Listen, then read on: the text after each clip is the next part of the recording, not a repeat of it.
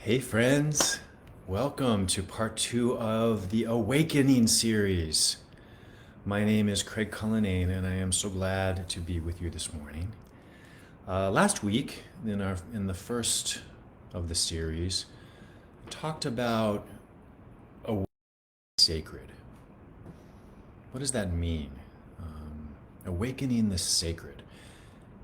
How do we activate and welcome into our consciousness, welcome into our lives, welcome into our field what we experience as sacred? Now, this doesn't have to be anything religious, doesn't have to be anything necessarily spiritual, or it could be. But this idea of, what's really important to me? What do I hold dearest in my life? And how can I give that attention? How can I grow it? How can I activate it and live in that more intentionally as a source of pleasure, as a source of nourishment, healing, awakening into aliveness? And so this week, and the question, of course, what do I wish was sacred but is not? Maybe it's like how I take care of my body or relationships that I have or my creativity. Like, what do I wish I held with more sacredness, but I don't? And that's interesting information. It's useful to get curious about that. So today I want to talk about awakening, and this time it's about awakening gratitude.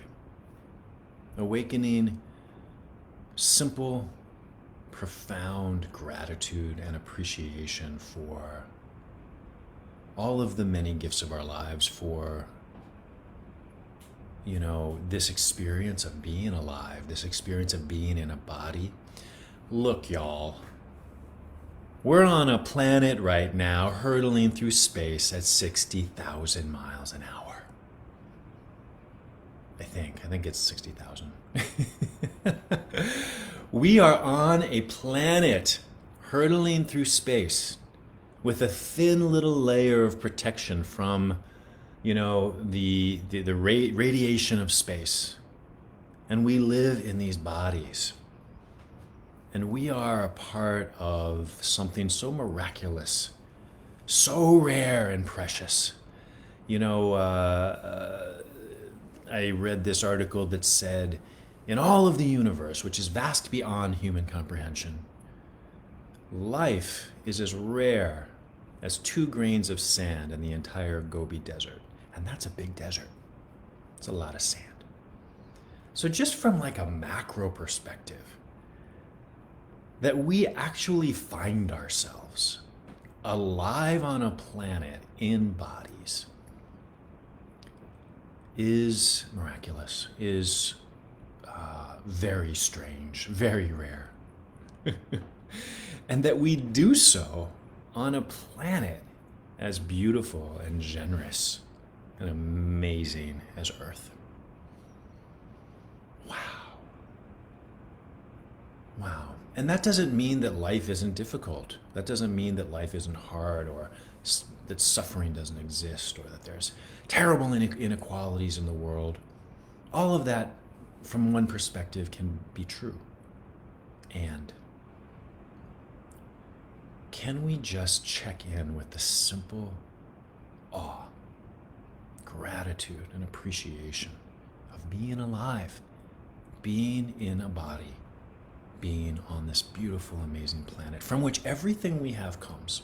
Our bodies come from it, our homes, everything we use, everything we touch, everything we see comes from this incredibly generous planet. Thank you. Thank you, Mother Earth. So, awakening gratitude. Last year, the beginning of 2022, I started a practice of morning gratitude. I started and I committed to doing a gratitude list every single morning. And how it works for me is I have my journal and I write 10 things that I'm grateful for. I write the sentence, I am grateful.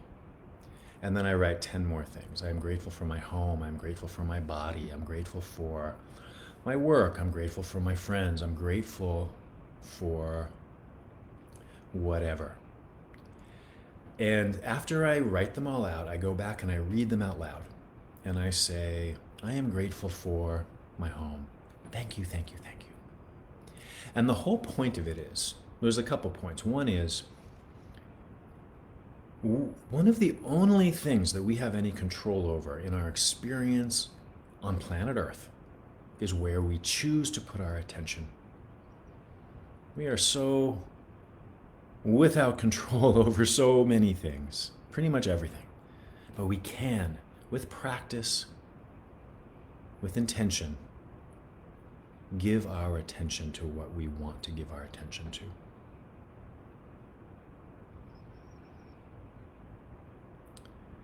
What we turn our attention on grows in our life. That is an idea, that's maybe even a spiritual axiom. What I choose to put my attention on grows. Energy follows intention. And that's something for you to check out for yourself. Is that true? Is it true that what I turn my attention on grows? Right? So for me, doing that list in the morning was about, I'm training my mind every morning to give attention to things that I'm grateful for. And what happens is this feeling of love, this feeling of appreciation gets kindled in my heart. This feeling of awe, this feeling of gratitude awakens in my heart. And I breathe into it. I use my breath. I imagine breathing into this feeling of gratitude like I am tending to a fire in my heart. And this simple practice has changed my life in simple and beautiful ways. I notice that I walk in the world more relaxed. I walk in the world with more appreciation. I walk in the world happier, more active, more connected to my heart, which is how I want to be. I want to be, who am I if I walk in the world connected to my heart intentionally? Boy, that's an interesting experiment. And what I've noticed is that things have been getting easier. Things have been coming to me more simply, more easily, because I've been in my practice. Now, look, I'm not sitting here saying that I know how all that works. What I'm sharing is my personal experience. I have done that gratitude practice every morning for a year, more than a year. And this is what I'm noticing. And now, there is no way I would do without it. It has become a really important, simple practice of choosing where I want to give my attention. Look, we all have free will in some ways. You can give your attention to everything that's terrible. You can give your attention to everything that's awful about the world. You can even back those up and find reasons and facts to back up your case if you want. But how does that leave you feeling? I want to feel grateful. I want to feel happy. I want to feel inspired. I want to feel peace. That's how I want to walk in the world. I have a say in that. I have agency there. For me, and this is just my experience, committing to a simple gratitude practice, awakening appreciation and gratitude, is one of the most profound, simple, and effective habits for me in my life. Now, does that mean that there's not injustice? Does that mean that there's not terrible things happening? Does that mean that we're not destroying the earth? Does it mean that we may, there's a lot of awful, right? But for me, in the maelstrom of what I cannot control, one thing that I can control is awakening positive love energy inside of myself. And I believe that that emanates outward to the world, to other people. In that way, I believe I am contributing positively to the healing of the earth. So, let's share a breath.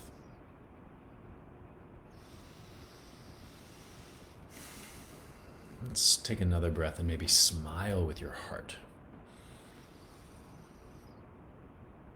I love this practice of the inner smile. I can imagine smiling with my heart. And when I do that, what I notice is that my heart space expands. I feel expansive. I feel open. So one more time, take a nice breath, smile with your heart. I smile with my heart and it makes the sides of my cheeks go up. And I feel happier. That happiness is nourishment. It's restorative. I can nourish myself with it and then be available for others in service. What a gift. Now, there's skeptics out there. That's okay. We get to be skeptical. There's a lot to be skeptical about, right? But I want to say that one thing that really helped me, and I'm going to share this resource, is this book, The Magic by Rhonda Byrne. People have all kinds of stories about her and the secret and how that works and all of it. What this book is a 30-day guide to establishing a gratitude practice. That's it. You can take what you want and leave the rest. You don't need any of the other sort of philosophical or spiritual underpinnings of it if you don't want. But what this does, it gives a really beautiful guide about how to focus your attention on gratitude and awaken gratitude. So many benefits to this practice. So last week we talked about awakening the sacred. What if today, in your day, you could, as an experiment, every single person you see, you say, that person is sacred. That person is sacred. I wonder what would happen. How fun to be curious about that. Or you could spend 5 minutes today taking a pen and paper and writing out 10 things you're grateful for. And then speaking them. I am grateful for my body. Thank you, thank you, thank you. I'm grateful for the food I eat. I'm grateful that I have a place to live. Not everybody does. I'm grateful for the friends and loved ones in my life who care for me. I'm grateful for my connection to my spiritual life, whatever it is. It is an antidote. It's a medicine to countering the collective toxicity that we are in.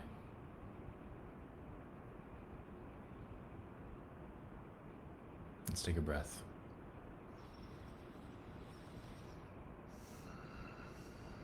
I feel called to also say this. I have been in an experiment of not looking at the news at all since the beginning of the year. And let me tell you, it's good medicine.